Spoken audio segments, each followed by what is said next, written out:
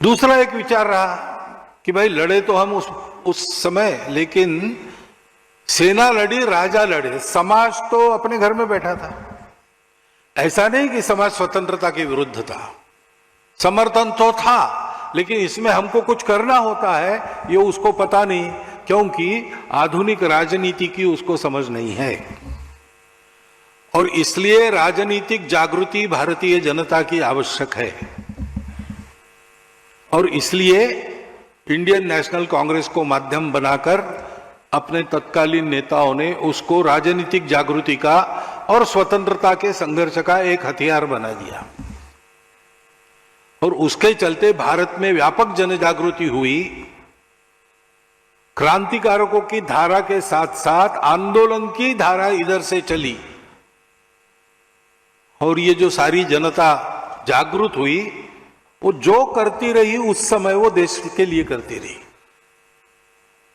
जो आंदोलन में थे, जेल में जाना पड़ा, लाठी खानी पड़ी, वो किया। जो नहीं कर सकते थे उन्होंने ऐसे सत्याग्रही के शिविरों में उनके भोजन की व्यवस्था की।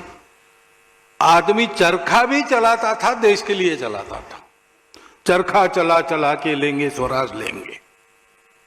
चरखा चलाने से स्वराज मिलेगा ऐसा नहीं है, लेकिन सामान्य आदमी अपने जीवन में जीता था और कहता था कि मैं जी रहा हूं, देश के लिए जी रहा हूं। मैं देख रहा हूं मेरा जीना देश के छोटे मोटे काम में आए। सेतु बंधन में बड़े बड़े पत्थर लाने वाले वानर भी रहे, लेकिन एक गिलहरी सा एक रेती का कण में झाड़ू हुआ। इस भावना से समाज जागृत हुआ, और इन दोनों प्रयासों का सुपरिणाम हमको स्वतंत्रता मिली।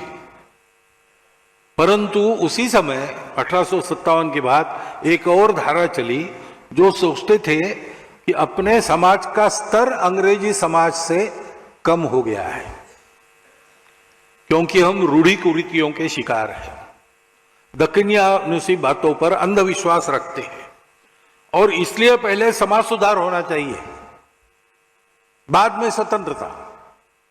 अभी स्वतंत्रता पाने लायक हम नहीं है। और इसलिए राजा राम मोहन राय के समय से वो जो धारा चली है समाज सुधार की, आज भी चल रही है।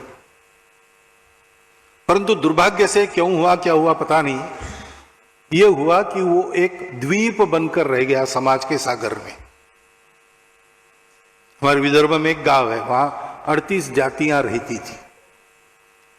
वो जाति भेद भी था, तो एक महात्मा वहां गए, उन्होंने सारा भेद समाप्त करके जाति विरहित गांव ऐसा बनाने का प्रयास। एबीपी गंगा, खबर आपकी, जुबान आपकी।